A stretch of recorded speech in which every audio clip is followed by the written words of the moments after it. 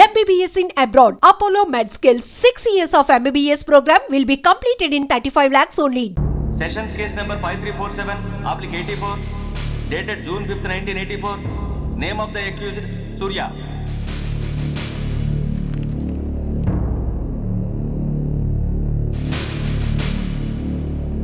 Proceed. Your Honor, ఈ నేరస్తుడిని కఠినంగా శిక్షించండి అని వాదించడానికి కూడా ఒక్క నిమిషం ఆగి అతని వయసును సమీక్షించుకోవాల్సినంత చిన్న వయసులో ఇతను 2 హత్యలు చేశాడంటే మన న్యాయ వ్యవస్థ మొత్తం ఒక్కసారి మళ్ళీ ఆలోచించుకోవాల్సిన పరిస్థితి ఏర్పడింది. ఇతనికి జరిగింది అన్యాయమే, కానీ హత్యకు హత్య, హింసకు ప్రతిహింస సమాధానం కాకూడదు. ఇతను చేసిన తప్పుకు తప్పకుండా శిక్ష విధించాల్సిందే. కానీ వేసి ఆ శిక్షలా మాత్రం కాకుండా మొత్తం బాలలోకానికి, రేపటి తరానికి శిక్షణలా అనిపించాలి. It's my sincere request. That's all your honour. బాబు, నువ్వు చెప్పుకోవాల్సింది ఏమైనా ఉందా? ఆ హత్యకు సంబంధించిన అన్ని వివరాలు మాకు తెలిసిన ఎక్స్ మినిస్టర్ ఈ ఊళ్ళో పవర్ఫుల్ పర్సన్ అయిన చౌడప్పకి అగెనిస్ట్ గా సాక్ష్యం చెప్పడానికి ఎవరూ ముందుకు రాకపోయేసరికి కేసు క్లోజ్ చేయాల్సి వచ్చింది. మీలాంటి ధైర్యవంతులు ఊరికి ఒక్కరుంటే చాలు, మా డిపార్ట్మెంట్కి ఎంతో హెల్ప్ అవుతుంది. దేశం కోసం ప్రాణాలు ఇవ్వడానికి సిద్ధపడ్డ సైనికుడిని నేను. మేం కాపాడుతున్న దేశంలో ఇలాంటి కిరాతులు ఉండటానికి వీల్లేదు. ఇదిగోండి కంప్లైంట్, వెంటనే కేసు బుక్ చేయండి. మీరు ఎప్పుడు రమ్మంటే అప్పుడు నేను కోర్టుకు రావడానికి సిద్ధం. Thank you, I appreciate your spirit. Thank you. అవసరమైనప్పుడు కబురు పెడతాను, మీరు తప్పకుండా రావాలి. షూర్.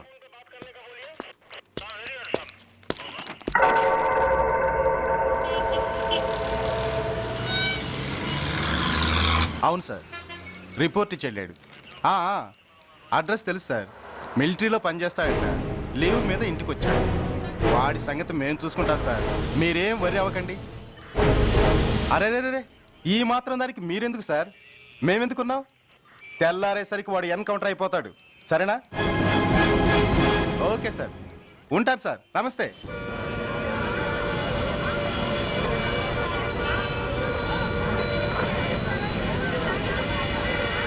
నాన్న, మనం ఈ ఊరోజులు ఎందుకు వెళ్ళిపోతున్నాం? ఈ ఊళ్ళో కొందరు చెడ్డోళ్ళు ఉన్నారు బాబు. ఎవరు వాళ్ళు?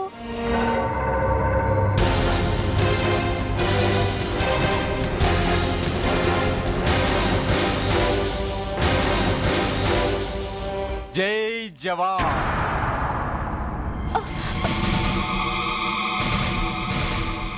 కోర్టుకొచ్చి సాక్ష్యం చెబుతాన్న మిలిటరీ ఆయన చెప్పా పెట్టకుండా ఊరుదిలి పారిపోతున్నారే. రేయ్, నేను సైనికుణ్ణిరా. వెన్ను చూపించి పారిపోవడం నాకు అలవాట్లేదు. కాకి బట్టలు తొడుక్కొని అలాంటి లుచ్చాల దగ్గర పాకి పనిచేసే ఇలాంటి వాళ్ళ పని పెట్టడానికి మళ్ళీ తప్పకుండా తిరిగి వస్తాను రా. అంత లేదమ్మా, అసలు నువ్వు ఇక్కడి నుంచి వెళితే కదా తిరిగి రావటానికి. తమ్ముంటే ఆపండి రా. చా రండిరా.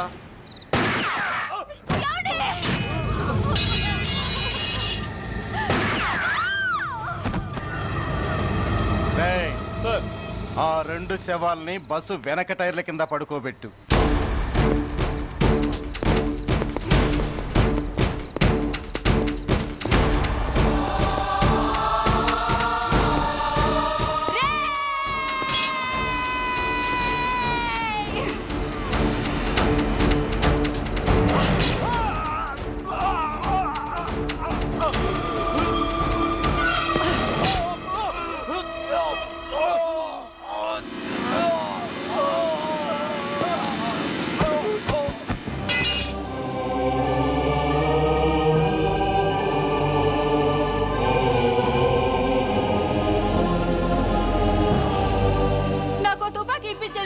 ఇక్కడున్న పోలీసులందరినీ చంపేస్తారు సార్. వాళ్ళు మంచి వాళ్ళు కాదు సార్.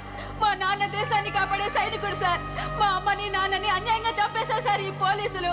అసలు పోలీసు అని కూడా బతకూడదు సార్, బతకూడదు. నాకు తుపాకీ ఇప్పించండి సార్, ఇప్పించండి.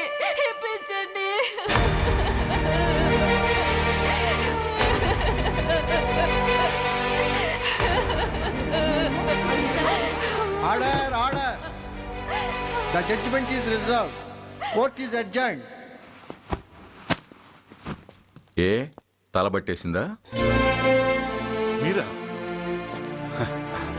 ఏమో బాగున్నారా? బాగున్నాను. రండి కూర్చోండి. ఏరా, బోర్డర్లో ఉండాల్సిన వాడి కోర్టులో పరిశీలన అయ్యావు. ఎంతసేపు అయింది వచ్చి? ఈ కేసు హియరింగ్ స్టార్ట్ అయ్యేసరికి వచ్చా అన్నయ్య. ఇంతకీ ఆ అబ్బాయికి ఏం శిక్ష పడొచ్చు? ఏముందమ్మా, మైనర్ కాబట్టి కొన్నాళ్ళ పాటు రీఫార్మ్ స్కూల్ పంపించాల్సి ఉంటుంది. ఆ శిక్ష వేసేసి చేతులు దులిపేసుకుంటారు అంతేగా? నేరం చేసిన వాడికి శిక్ష వేయటం చేతులు దులుపుకోవడం ఎలా అవుతుందిరా? వాడు చేసింది తప్పు కాదని నీ అంతరాత్మకు తెలియదా? మన దృష్టిలో తప్పు కాకపోయినా చట్టం దృష్టిలో అది నేరం. దానికి శిక్ష వేయక తప్పదు. అసలు శిక్ష అనేది ఎందుకురా? మనిషిలో పరివర్తన తేవటానికి. మీరు వేసే శిక్ష వాడిని తప్పు తెలుసుకొనివ్వదు, తప్పుదారిలోకి మళ్ళిస్తుంది. ఏంటో నువ్వనేది? ఆ పసి మనసులో ఎంత ఆవేదన ఆవేశం ఉన్నాయో చూసావు కదా. శిక్షాకాలంలో అవి వాడితో పాటే పెరుగుతాయి తప్ప తరగవు. సమాజం మీద కక్షతో, వ్యవస్థ మీద హేట్రెడ్తో ఓ రెబల్గా సొసైటీలోకి వస్తాడు. దగ్గరకు తీసుకుని ఆదరించేవాళ్ళు లేక మరో క్రిమినల్గా తయారవుతాడు. ఇంతకీ నువ్వు అనేది ఏమిట్రా? మా కన్న కొడుకు ఎలాగూ పోయాడు, వాణ్ణి మేం పెంచుకుంటాం. Yes, we want to adopt him. I appreciate your humanity major Bhargav, but చట్టానికి విచారణ చేయటంలోనూ శిక్ష విధించటంలోనే కాదు, ఆ శిక్షను అమలు చేయటంలో కూడా కొన్ని పరిమితులు ఉంటాయి. శిక్షాకాలం పూర్తి కాకుండా అతన్ని మీకు హ్యాండ్ ఓవర్ చేయటం కష్టం అవుతుంది. ఇంతకీ ఆ కుర్రాడి మీద మీకు ఎందుకంత ఇంట్రెస్ట్? అతను ఓ సిన్సియర్ మిలిటరీ మ్యాన్ కొడుకు సార్. అంటే ఆ చనిపోయిన అతను? He was my subordinate sir. Oh I see. Okay, I will do one thing. ప్రస్తుతానికి ప్రొసీజర్ ప్రకారం అతన్ని రిఫార్మ్ స్కూల్కి పంపిద్దాం. ఈలోగా గవర్నమెంట్కి, లా అండ్ ఆర్డర్ డిపార్ట్మెంట్కి స్పెషల్ పర్మిషన్ కోసం అప్లై చేసి వాళ్ళని ఒప్పిస్తాను. ఆ తర్వాత అతన్ని మీరు తీసుకెళ్ళవచ్చు. Thank you very much sir. వస్తాం సార్. మంచి మేజర్ గారు, ఆ కుర్రాడిని మీరు ఏం చేద్దాం అనుకుంటున్నారు? ఏ డిపార్ట్మెంట్ అయితే అధికార దుర్వినియోగం చేసి ఓ నేరస్తుని తయారు చేసిందో అదే డిపార్ట్మెంట్లో చేరుస్తాను. I will make him an honest police officer. ఏంటి అలా చూస్తున్నావు?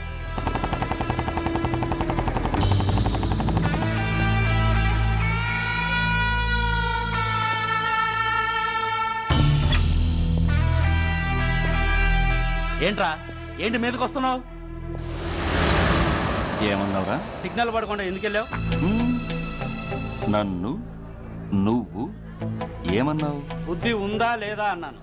ఓహో,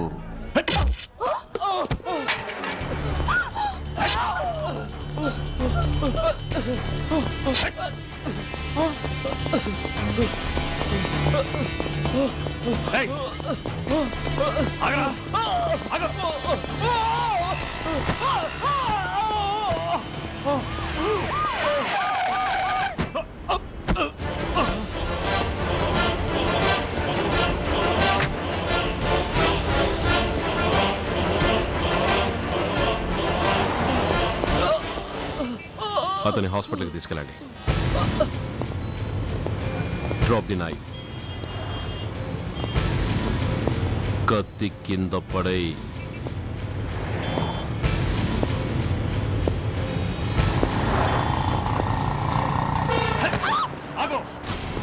ముందుకొస్తే దీన్ని చంపేస్తా.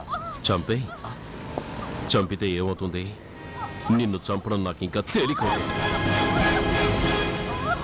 కమాన్, చంపే. ఆలోచిస్తావే కిల్లర్?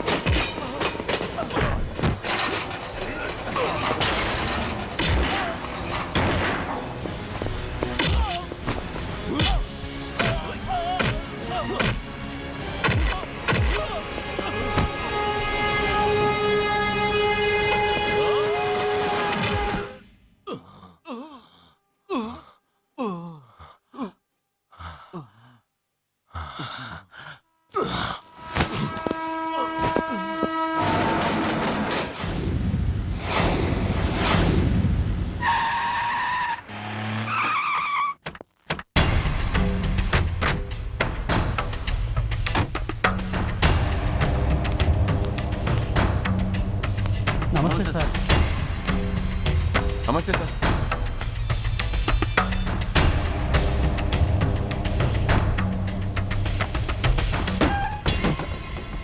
నేనెవరిని? మీరు అదే నేనెవరిని? మినిస్టర్ అప్పలనాయుడు గారు సార్. మరి వాడేవాడు? మీ అబ్బాయి గారు సార్. అంటే అది తెలిసే వాడిని లోపలేసావా? ఎఫ్ఐఆర్ ఎక్కడ్రా?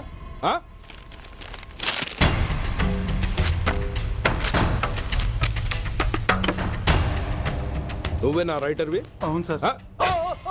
నీకెన్ని గుండెలుంటే మా వాడి మీద ఎఫ్ఐఆర్ రాస్తారా? రే సెల్ తాళాలు ఎక్కడ్రా? ఇదిగోండి సార్. నీ అబ్బా నాకిస్తారా? ఇల్లు తెరువు. అసలు ఎవడ్రా నా కొడుకుని అరెస్ట్ చేసింది? ఏసీపీ సూర్య గారు అంటున్నానా? తూ నీ అబ్బా సిగ్గు లేదురా? ఆడంగి నాయల్లా తన్నులు తినొస్తారా?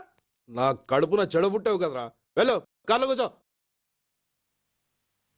రే అసలే అడ్డదారులు అసెంబ్లీకి వెళ్ళినోడిని. నాకు సంబంధించిన విషయంలో ఎవడన్నా అడ్డొచ్చాడో అడ్డంగా నరికేస్తా. ఆ విషయం మీ ఏసీపీ గడికి చెప్పు.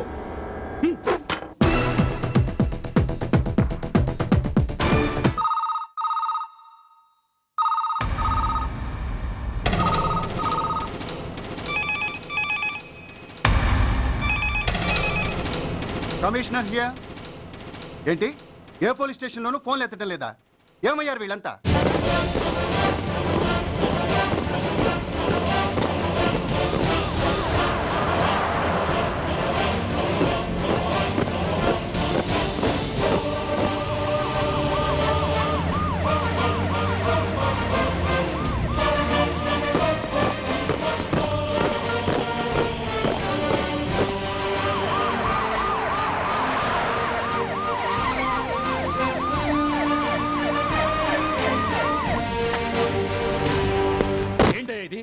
What is nonsense?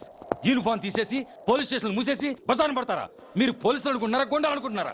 విలువలేని యూనిఫామ్స్ ఒంటి మీద ఉంటే ఊపిరాడడం లేదని తీసేసాం సార్.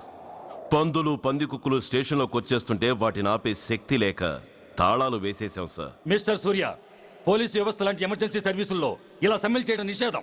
అదే ఎందుకని sir? Government doctors, nurses, postal department కూడా ఎమర్జెన్సీ సర్వీసులే. వాళ్ళు హక్కుల కోసం స్ట్రైక్ చేయడం లేదా? ఆఖరికి మాకు ఓ గుర్తింపు రిజర్వేషన్లు కావాలని కొజ్జాలు కూడా స్ట్రైక్ చేస్తున్నారు. వాళ్లకున్నపాటి విలువ గౌరవం కూడా మాకు లేవా sir? Mister Surya, you are crossing your limits. మీరు ఇలా చేయటం వల్ల కామన్ పీపుల్ ఎంత సఫర్ అవుతారో ఆలోచించారా? పోలీస్ అనేవాడు కూడా ఓ కామన్ మ్యాన్ అనేది మర్చిపోకండి సార్. ఇంతకీ మీకు ఏమన్యాయం జరిగిందయ్యా? సార్, ఒక ట్రాఫిక్ కానిస్టేబుల్ తన డ్యూటీని సక్రమంగా చేసినందుకు ఒక లుచ్చా విధవ కత్తితో పొడిచి చంపబోయాడు. వాడిని అరెస్ట్ చేస్తే వాడి బాబెవడో మినిస్టర్ అప్పలనాయుడు అంట.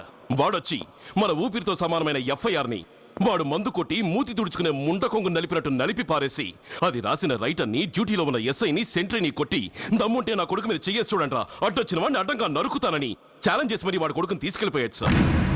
ఇలా ప్రతి అడ్డమైన వాడు వచ్చి దౌర్జన్యంగా ఖైదీల్ని తీసుకుపోతుంటే ఇంకెందుకు సార్ మాకు ఈ వాచ్మ్యాన్ ఉద్యోగాలు? బ్లాక్ లో టికెట్ అమ్ముకునే వాడిని లాకప్ లో పెడితే మున్సిపల్ చైర్మన్ ఫోన్, ఓ రౌడీ విధవను అరెస్ట్ చేస్తే ఎమ్మెల్యే ఫోన్, ఓ రేపిస్ట్ అరెస్ట్ చేస్తే మినిస్టర్ ఫోన్. అందరికీ రూల్స్ అండ్ రెగ్యులేషన్స్ ఉంటాయి, కానీ మా పోలీస్ వాళ్ళకి మాత్రం రూలింగ్ లో ఉన్నవాడి మాట వినడం ఒక్కటే రూలు. కాదని ఎదురు తిరిగితే సస్పెన్షన్లు లేదా ట్రాన్స్ఫర్లు. కాకి బట్టలు వాళ్ళ ఇంటి కర్టెన్స్ అనుకునే ఇలాంటి మినిస్టర్స్ ని గుడ్డలోడు తీసి నడి రోడ్డు మీద నడిపించాలి sir. Control your self mister Surya. Control చేసుకోవడానికి ఇది ఆవేశం కాదు సార్, ఆవేదన. ఒక పొలిటీషియన్ కారిడోర్ తీయడానికి పోలీస్ కావాలి.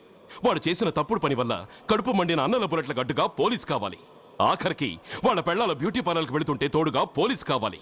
ఇలాగే కంటిన్యూ అయితే పోలీస్ అనేవాడు పొలిటీషియన్స్ పెంచుకునే వింత జంతువు అనుకుంటారు సార్ ప్రజలు. సార్, ఈ దేశంలో హిందువులకో న్యాయం, ముస్లింలకో న్యాయం, సిక్కులకో న్యాయం ఉన్నట్టే పొలిటీషియన్స్కో న్యాయం, రౌడీలకో న్యాయం, పబ్లిక్కో న్యాయం ఉండేలా రూల్ ఒకటి తీసుకురండి సార్. లేకపోతే మా డ్యూటీ ఏంటో మేమేం చేయాలో మాకే అర్థం కావడం లేదు. రాజకీయం, రౌడీజం షేకెన్స్ ఇచ్చుకుని మమ్మల్ని దద్దమలు చేస్తున్నాయి. మీరేమో రూల్స్ రెగ్యులేషన్స్ అంటూ మా నోళ్లు చేతులు కట్టేస్తున్నారు. అందుకే ఏ రాజకీయ నాయకుడు లా అండ్ ఆర్డర్ లో జోక్యం చేసుకోకూడదని ఈ నిరసన. అంతేకాదు, చట్టాన్ని అవమానించి పోలీసుల్ని కొట్టివెళ్లిన మినిస్టర్ తన కొడుకుని తనే స్వయంగా తీసుకొచ్చి మాకు అప్పగించాలి. మా వాళ్ళని కొట్టినందుకు అతను మా అందరికీ క్షమాపణ చెప్పాలి. అతను మంత్రియా? తప్పు చేసింది మంత్రైనా మంత్రసానైనా ఒక్కటే సార్. అయితే మీ నిర్ణయంలో మార్పు లేదా? Sorry sir,